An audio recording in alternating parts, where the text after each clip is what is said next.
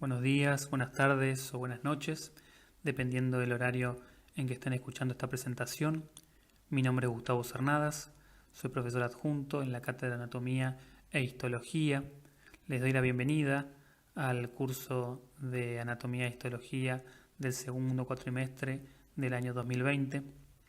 Como ustedes saben, es una situación atípica que obliga tanto a docentes como a alumnos a adaptarse a estas nuevas circunstancias. Así que esperamos poder ayudarlos para el mejor desarrollo de esta cursada lo mejor posible. El teórico que vamos a tratar es sobre tejido epitelial. Antes de comenzar de lleno con tejido epitelial, vamos a definir qué es un tejido. Y definimos a los tejidos como un conjunto de células y las sustancias que ellas producen que están organizadas para cumplir una función en común, una función específica. Si bien nosotros sabemos que la célula es la unidad básica funcional del organismo, son los tejidos los encargados del mantenimiento de las funciones corporales. Y solo 4 tejidos, que llamamos tejidos básicos o elementales, son los que forman los órganos. Los vamos a nombrar al tejido epitelial, al tejido conjuntivo o conectivo, al tejido muscular y al tejido nervioso. Estos 4 tejidos en conjunto conforman los órganos. Los órganos, a su vez, conforman aparatos. Estos aparatos organizados entre sí conforman sistemas y los sistemas el cuerpo humano. Si bien dijimos que el tejido es un conjunto de células y sustancia intercelular que ellas producen, el tejido epitelial tiene la característica particular de poseer uniones intercelulares especializadas, principalmente de tipo estrechas. Esto no le va a permitir tener gran cantidad de sustancia intercelular o muchas veces nula sustancia intercelular. Otra de las características que tiene es que es avascular. Esto significa que va a necesitar sí o sí un tejido asociado que lo pueda nutrir. Este tejido va a ser el tejido conectivo o conjuntivo. El tejido conectivo tiene gran cantidad de vasos sanguíneos que van a poder aportar los nutrientes necesarios al tejido epitelial a través de lo que denominaremos membrana basal. Al tener estas uniones intercelulares de tipo estrecha, tiene una buena función de barrera y esto va a ser muy importante para cubrir superficies. Como por ejemplo vemos en la foto número 1, vemos el órgano que es la piel. Este órgano está en contacto con el exterior y si bien, como todo órgano, va a necesitar 4 tejidos básicos para formarse, el tejido que esté en contacto con la superficie deberá ser el tejido epitelial. En la foto número 2, señalizado con la flecha verde, vemos el órgano duodeno. El órgano duodeno es un órgano de tipo hueco.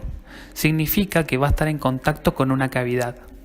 Esa cavidad del órgano la vamos a denominar luz. Esa luz es una luz que de algún modo tiene contacto con el exterior. El duodeno, a ser parte del intestino delgado, tiene comunicación con el exterior mediante la boca o mediante el ano. Al ser una superficie libre, el tejido que esté asociado a esa luz va a ser un tejido de tipo epitelial. Esa misma imagen la podemos ver en el número 3, donde vemos un corte transversal del abdomen, donde denominamos front adelante, back es posterior, y la flecha verde está señalizando el mismo intestino delgado, pero de otra perspectiva. Esa luz va a estar recubierta por un tejido de tipo epitelial. Pero también vemos 2 imágenes, una de color roja y una de color azul. Son 2 estructuras de tipo tubular, al igual que el intestino. Una representa la aorta en rojo y otra representa la vena cava inferior en azul. Estas 2 estructuras tubulares también poseen una luz central, pero a diferencia del intestino delgado, esa luz central es interna, no tiene contacto con el exterior. Pero al ser una superficie, el tejido que esté en contacto con esa superficie va a tener que ser un tejido de tipo epitelial. Otra de las funciones que posee el tejido epitelial es el de formar glándulas. Como podemos ver en la foto número 4, el tejido epitelial no solamente está recubriendo en la parte superior una superficie, sino que termina formando una estructura de tipo tubular, que va a ser una glándula.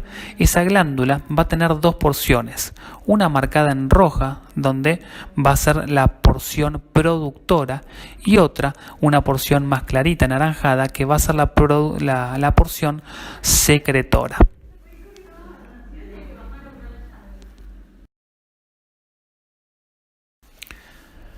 Hay diferentes formas de clasificar los epitelios.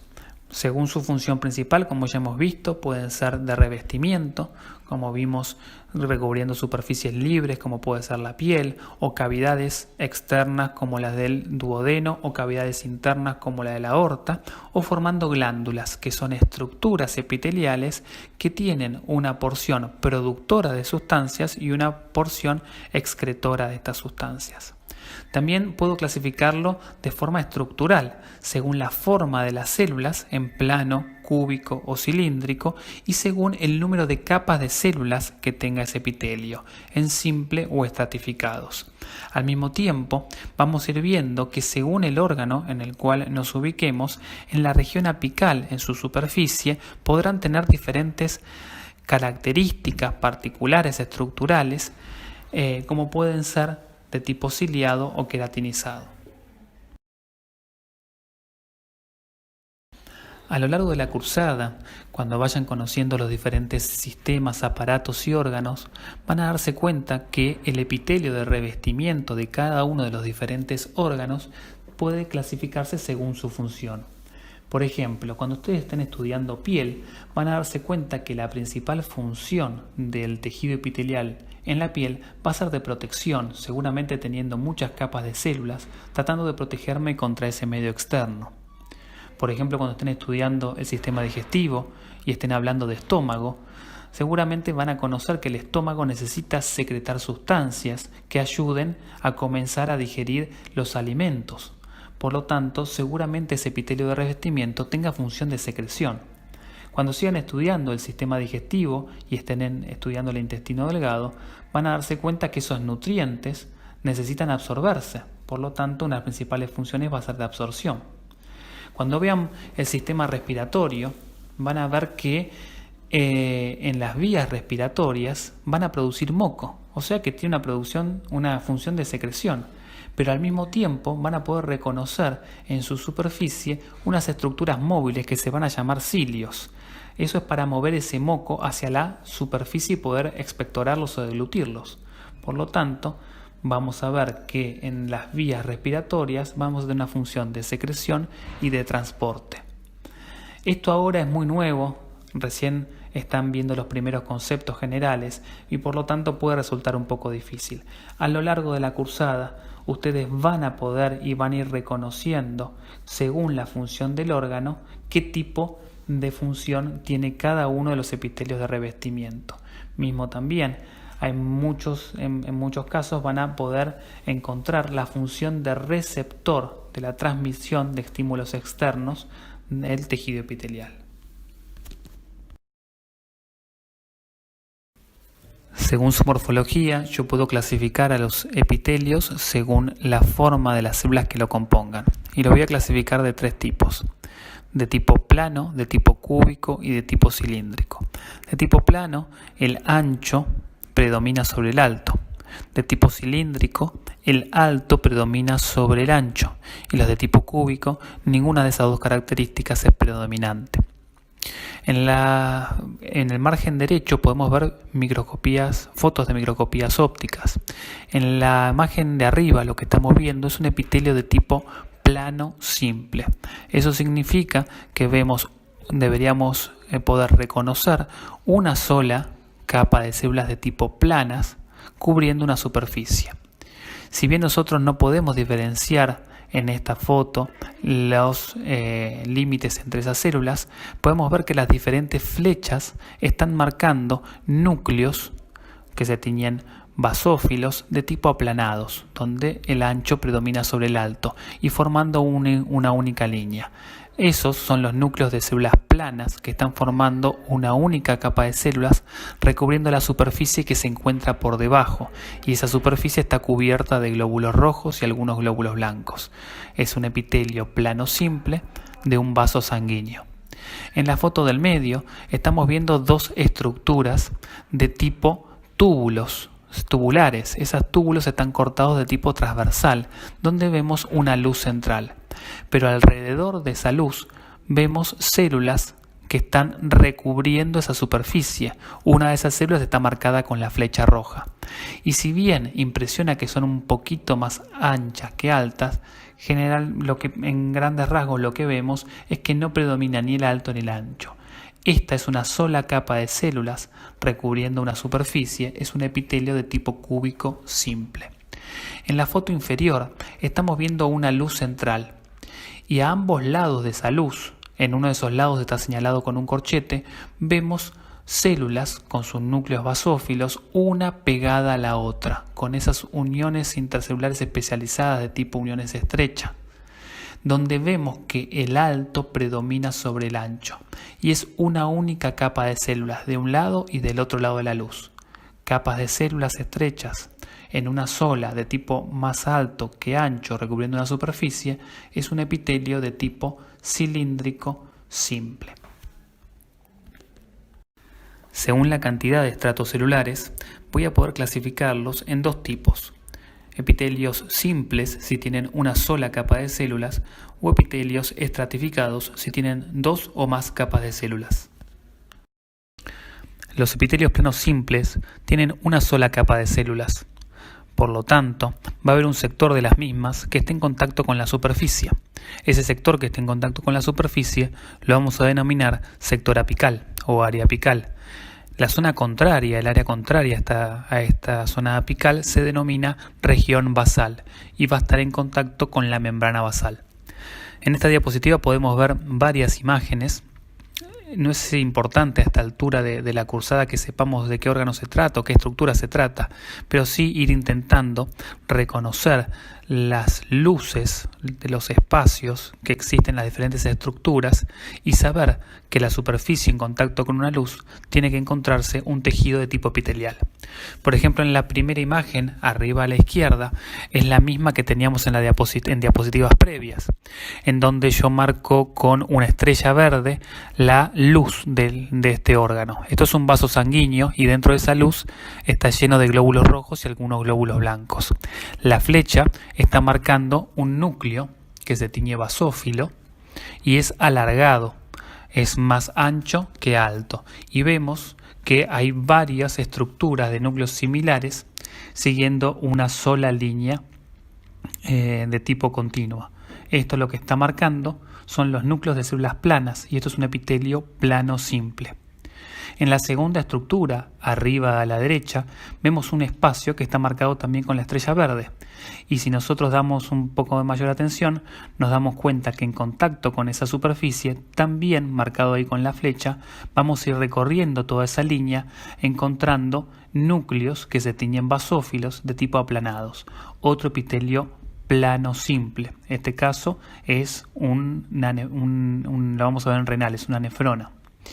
En la imagen que vemos abajo a la izquierda, la luz está marcada con una estrella. Alrededor de esa luz, marcado con un corchete, estamos viendo una línea de células únicas que son de tipo cúbicas, no predomina ni el alto ni el largo, siguiendo toda una fila alrededor de esa luz. Esto es un epitelio cúbico simple. En la imagen de abajo al medio, la superficie está marcada también con la estrella y vemos que en contacto con esa superficie una célula al lado de la otra, unida por uniones de tipo estrecha, donde vemos que el alto predomina sobre el largo. Este tipo de epitelio también es único, es simple, y su morfología es cilíndrica, es un epitelio cilíndrico simple.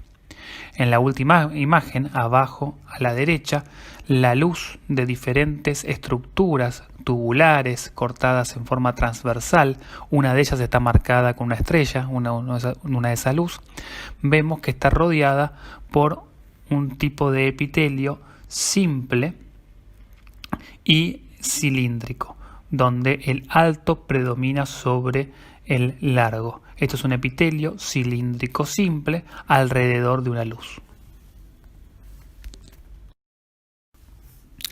Los epitelios simples, o sea con una sola capa de células, completan su nombre adjuntando la morfología de las células. Entonces, como vemos en la imagen superior, si la morfología de las células es de tipo plana, va a ser un epitelio plano simple. Si es de tipo cúbica, ninguno de sus lados predomina, va a ser un tipo de epitelio cúbico simple. Y si la morfología de las células es de tipo cilíndrica, será un epitelio cilíndrico simple. En la última imagen inferior vemos la definición de un nuevo epitelio que es el pseudoestratificado. En las próximas diapositivas comentaremos de qué se trata. Los epitelios estratificados tienen dos o más capas de células. A diferencia de los epitelios simples, donde todas sus células contactan con la superficie a través de su región apical y esas mismas células contactan con la membrana basal a través de su región basal, en los epitelios estratificados solamente un grupo de células va a contactar con la superficie y otro grupo de células con la membrana basal. Eso no quiere decir que todas las células que se encuentren en las capas intermedias reconozcan la región apical y la región basal. Eso es el concepto de polaridad celular que lo vamos a ver dentro de algunas diapositivas. En las dos imágenes que vemos en la parte inferior, marcamos la luz de estos órganos con la estrella verde marcada. Abajo a la derecha podemos reconocer, marcado con un corchete, desde la porción superficial hacia la región basal, una gran cantidad de estratos celulares, muchas capas de células. En contacto con una superficie siempre tiene que haber un tejido epitelial, y si reconozco muchas células, esto es un epitelio, muchas capas de células, esto es un epitelio de tipo estratificado. Al final de ese corchete, en la parte inferior, veo la diferencia de tinción en coloración, desde más basófilo en la región epitelial hacia más eosinófilo. Eso que es más eosinófilo es el tejido conectivo de sostén que siempre debe haber asociado a un tejido epitelial. En la imagen de abajo a la izquierda encuentro algo muy parecido. La estrella marca la luz del órgano, el corchete marca el tejido epitelial, varias capas de células desde la región apical, cercana a la flecha, hacia la región basal, cercana a la membrana basal que lo separa de su tejido conectivo, pero en el medio de la luz y el corchete encuentro otra estructura. Eso es queratina, esto es un preparado de piel y es una de las especializaciones de membrana apical que vamos a ver un poco más adelante. Los epitelios estratificados, al igual que los epitelios simples, completan su nombre adjuntando la morfología de las células. En los epitelios simples vimos que es más fácil porque hay una sola capa de células. Yo me fijo en la morfología de esas células y le agrego la palabra simple. Ejemplo, epitelio plano simple. En los epitelios estratificados yo tengo que mirar la morfología de las células más superficiales, las que están en contacto con la superficie. De acuerdo a esa morfología es que yo voy a completar el nombre.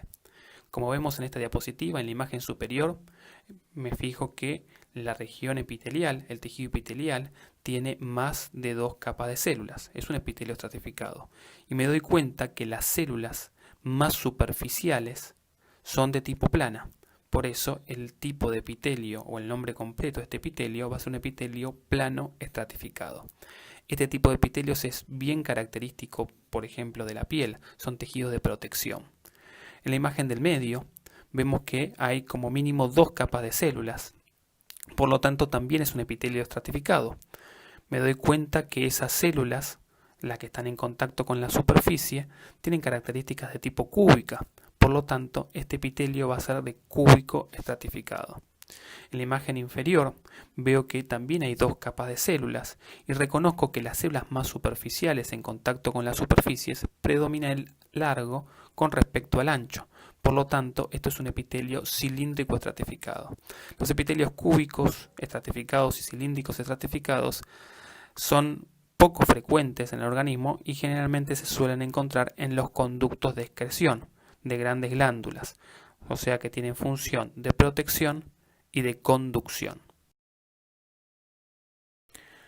Dentro de la clasificación de tipos de epitelio, nos quedaba pendiente la definición del concepto de epitelio pseudoestratificado. Y esto comienza con la microscopía óptica, donde se creía que se encontraba dentro del grupo de los epitelios estratificados, pero a lo largo del tiempo, con la mejoría de los métodos diagnósticos en histología, se dieron cuenta que pertenecía al grupo de los epitelios de tipo simple. Y nos vamos a dar cuenta mirando estas imágenes. Arriba a la derecha vemos una micro fotografía de un preparado histológico de tipo óptico, siempre marcando la luz del órgano con una estrella y sabiendo que siempre en contacto con la superficie de esa luz tiene que haber un tipo de tejido epitelial.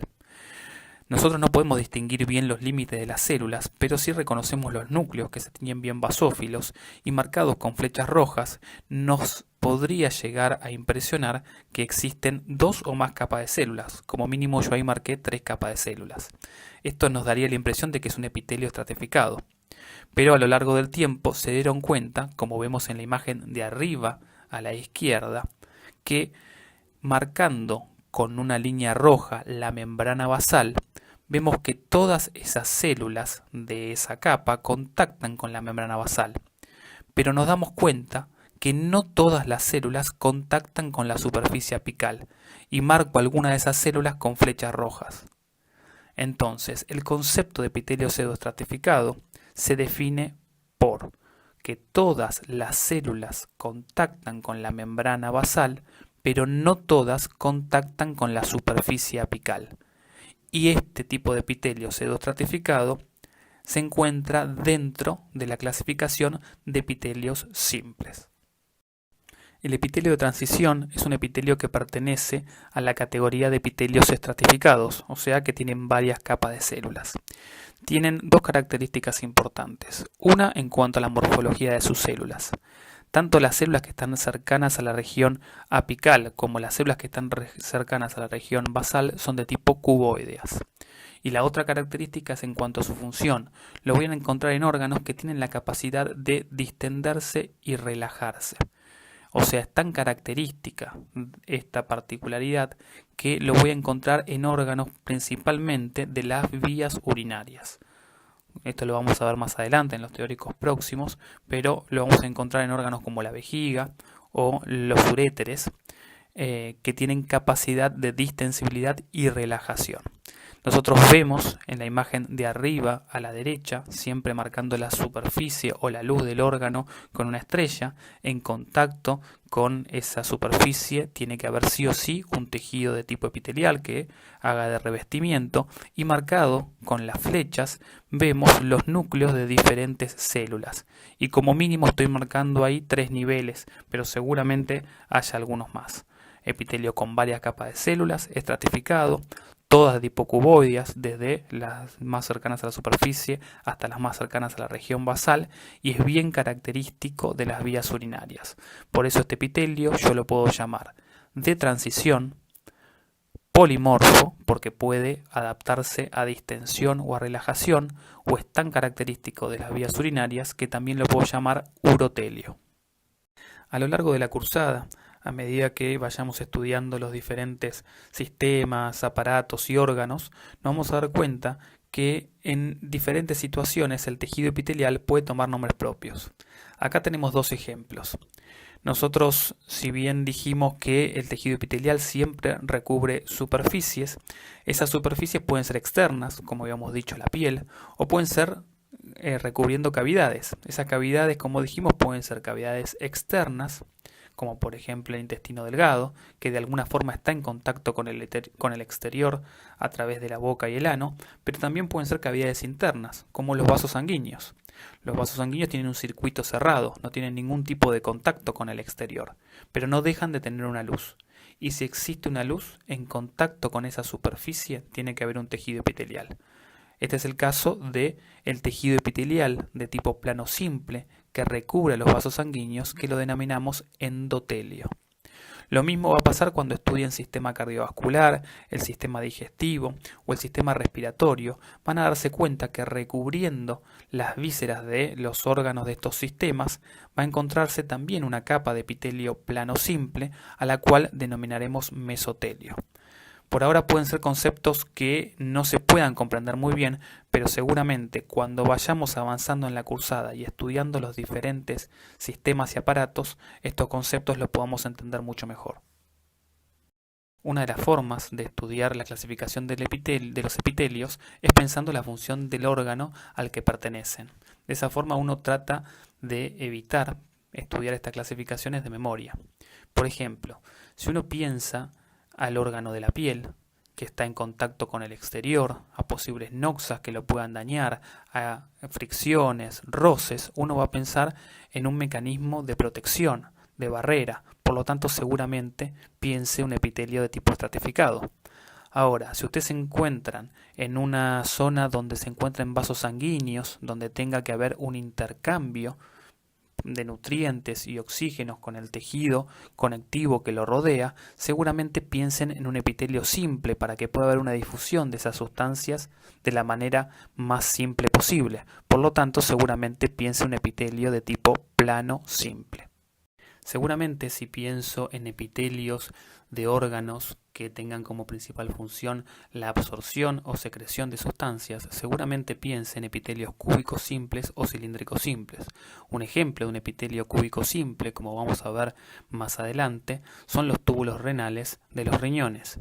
Y ejemplos de epitelio cilíndrico simple van a ser en el sistema digestivo, el estómago, el intestino delgado o el intestino grueso. Como vamos a ver más adelante, las diferentes glándulas que producen sustancias van a necesitar excretar esas sustancias hacia cavidades o hacia superficies. Generalmente, los conductos que transportan o conducen ese tipo de sustancias hacia cavidades o superficies son de tipo cúbico estratificado o cilíndrico estratificado.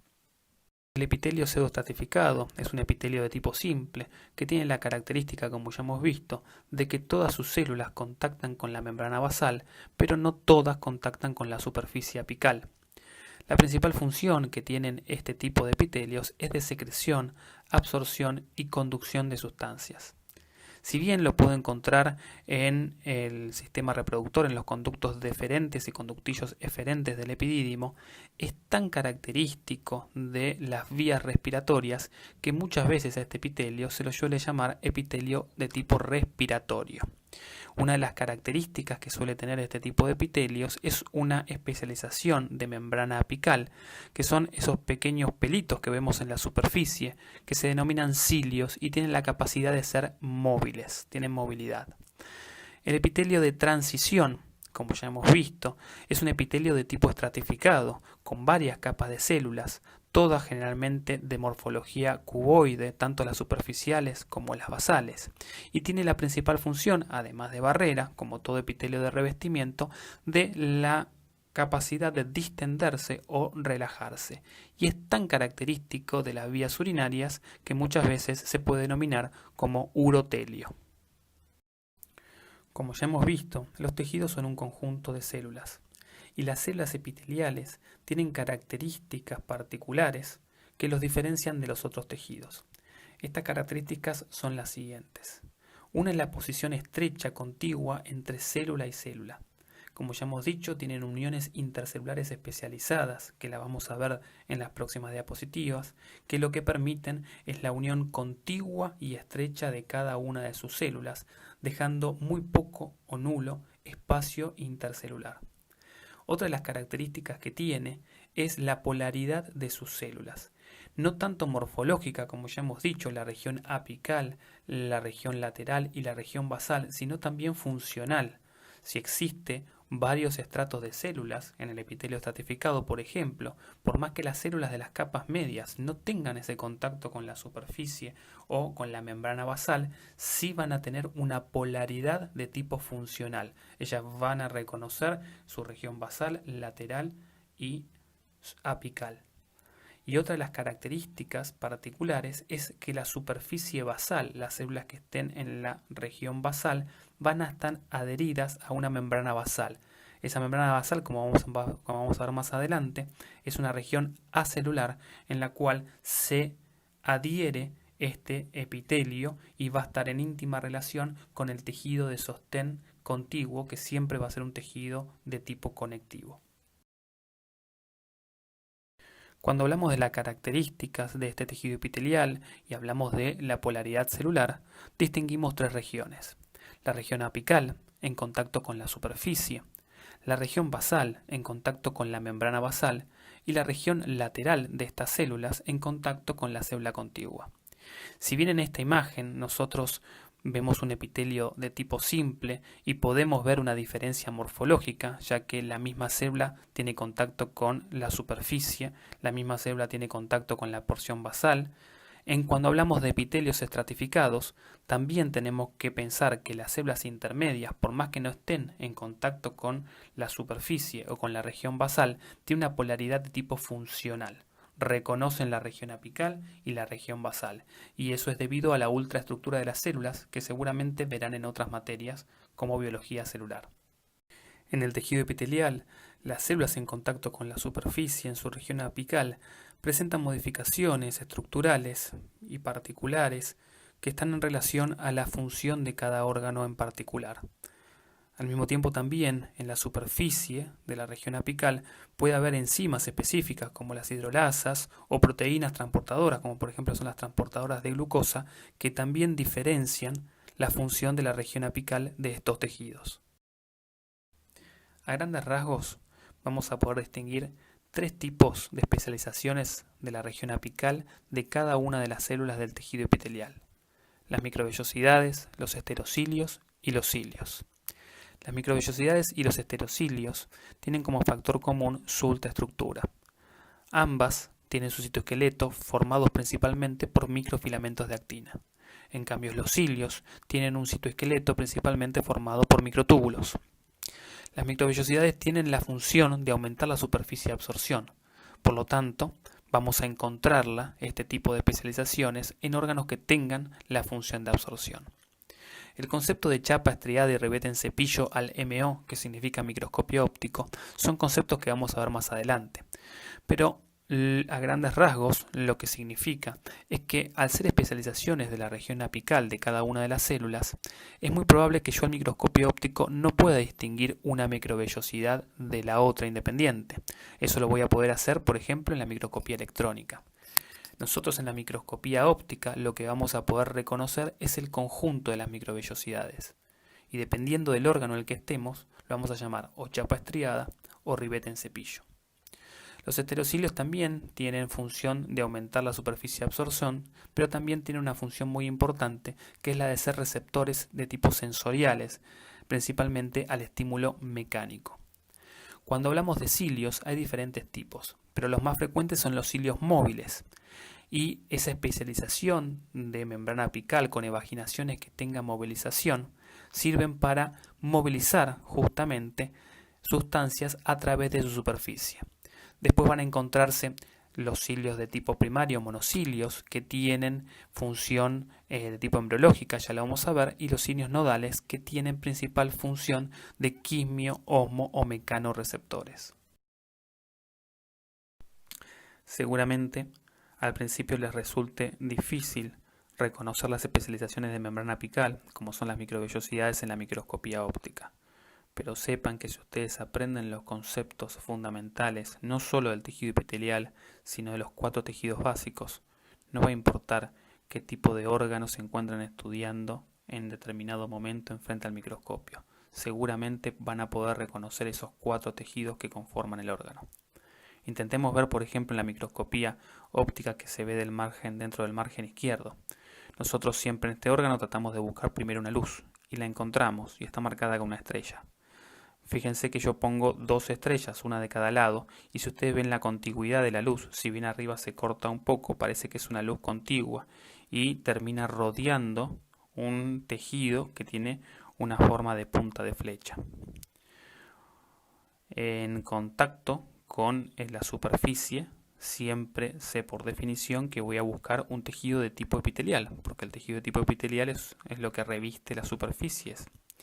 Y lo encuentro y está marcado con un corchete. Lo que veo es que es un conjunto de células, una posicionada al lado de la otra, sin dejar espacio intercelular en el medio. Veo que sus núcleos tienden a encontrarse hacia la región basal, dejando hacia la región apical una gran porción de citoplasma eosinófilo marcado. Veo que son más altas que anchas y veo que son una sola fila de células marcadas por este corchete. Por lo tanto, para mí es un epitelio cilíndrico simple. Yo recuerdo por definición hacer un tejido vascular que seguramente por debajo, siendo hacia la región basal, por debajo de ese corchete, el tejido que encuentro en el centro de esa punta de flecha, con núcleos de células distribuidos de una forma un poco más anárquica, seguramente sea tejido conectivo, que va a ofrecer sostén y nutrientes al tejido epitelial subyacente. Y también veo que cercano a la región apical, tocando la superficie y marcado con una punta de flecha, encuentro sobre el epitelio en esta región apical una línea que se tiñe de un color diferente. Esa línea que estamos viendo es el conjunto de microvellosidades de este epitelio cilíndrico simple. En esta imagen yo no puedo reconocer una vellosidad con respecto a la otra, sino lo que veo es un conjunto de vellosidades en sí, marcándome esa línea de coloración diferente. Por lo tanto, este tejido, que es un epitelio de tipo cilíndrico simple, agrego a su nombre completo la especialización de membrana. Entonces el nombre completo va a ser un epitelio cilíndrico simple con chapa estriada. Sobre el margen derecho veo microscopías de tipo electrónica, de barrido arriba y de transición abajo. Lo que estoy viendo en la microscopía electrónica es que sí puedo distinguir las microvellosidades una de sí, y lo veo en la imagen de abajo. Fíjense donde el corchete en rojo está marcando la porción apical de la célula que está por debajo, y vemos una suerte de pelos como en cresta. Esas son las microvellosidades de esta célula. La siguiente imagen nos sirve para aprender el concepto más importante de la función de las microvellosidades, que es el aumento de la superficie de absorción. Imaginemos que las dos líneas, la línea recta y la línea zigzagueante, son superficies apicales de dos células diferentes. Imaginemos el punto rojo como un sustrato, una sustancia que se encuentra dentro de la luz del órgano y quiere pasar hacia el otro lado de la línea, o sea, ser absorbidas. Nosotros nos damos cuenta que en un mismo segmento, en un mismo espacio, tiene mucha más posibilidad de recorrer superficie para poder ser absorbido el punto rojo que se encuentra dentro o se encuentra sobre la superficie de esa línea zigzagueante con evaginaciones como si fuesen pelos, microvellosidades, que la oportunidad que pueda tener el punto rojo recorriendo un segmento, en un mismo segmento, esa línea recta. Eso es el concepto de aumento de superficie de absorción. Esta imagen corresponde a la representación en 3 dimensiones de una porción de una célula de tipo epitelial. Lo que estamos viendo principalmente es la región apical. Con la flecha roja marcamos la membrana celular de la porción apical de la célula y vemos cómo a partir de aquí nacen múltiples evaginaciones, o sea, prolongaciones hacia la luz que están marcadas con la estrella. A estas evaginaciones la denominamos microvellosidades y nos damos cuenta que son microvellosidades por su ultraestructura. Principalmente están formados por entre 20 a 30 filamentos de actina. Esos filamentos de actina están anclados en su porción más apical a una proteína que se llama vilina. Al mismo tiempo también se encuentran fijados o anclados en estos filamentos de actina que se disponen de forma paralela por otras proteínas que son la espina y la fimbria. También podemos ver que si bien se encuentran anclados cada uno de los filamentos entre sí por estas últimas proteínas que nombré, se encuentran anclados a la propia membrana celular mediante la proteína miosina 1. Cuando nos dirigimos a la porción más basal de las microvellosidades, en la región apical de las células, vemos que estos microfilamentos de actina se encuentran anclados a algo que denominamos velo terminal. El velo terminal no es más ni menos que los mismos filamentos de actina, pero dispuestos de otra forma y asociados también a otro tipo de proteínas de anclaje como es la espectrina. Al mismo tiempo también voy a ver otra proteína que es la miosina de tipo 2. Este tipo de proteína lo que ayuda o lo que sirve es para tener una mínima actividad contráctil de estas microvellosidades, pudiendo aumentar o disminuir también la superficie de absorción. En la imagen de la derecha podemos ver la representación de los esterocilios. Los esterocilios se desarrollan a partir de las microvellosidades, por eso muchas veces se los llama esterovellosidades.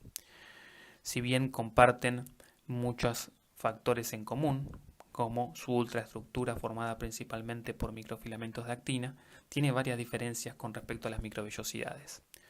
Por un lado, la cantidad de vaginaciones, de prolongaciones que surgen a partir de cada una de las células es mucho menor con respecto a las microvellosidades. Por otro lado, el largo de los esterocilios suele ser mayor que el de las microvellosidades. Otra de las diferencias es en cuanto a su función. Si bien los esterocilios también tienen función de absorción, y vamos a ver un ejemplo cuando estudiemos las vías espermáticas, otra de las funciones que tienen los esterocilios es la de ser mecanorreceptores en los órganos sensoriales, en algunos órganos sensoriales. Y por último, otra de las diferencias es en cuanto a su ultraestructura. Si bien su proteína principal que forma el esqueleto de estas esterocilios son los microfilamentos de actina, en estas no encontramos la fijación de la vilina o la proteína vilina en su extremo distal para fijarse. Mismo también, entre filamentos de actina, las proteínas de anclaje son diferentes y acá vamos a encontrar a la ersina, a la fimbria y a la espina. La ersina, a diferencia de las microvellosidades, es la proteína que nos va a ayudar a anclar estos microfilamentos de actina a la membrana celular, a diferencia de las microvellosidades que lo era la miosina de tipo 1.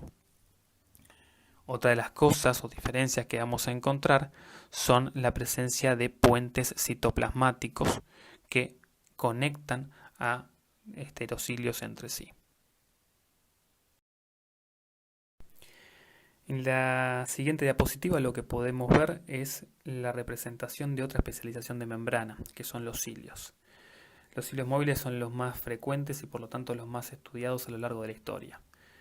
Lo que vemos como siempre y como toda especialización de membrana apical es la representación de una evaginación que nace a partir de la membrana celular de la región apical de la célula, que está representada con la flecha roja, en sentido luminal, hacia la luz, que está representado con la estrella.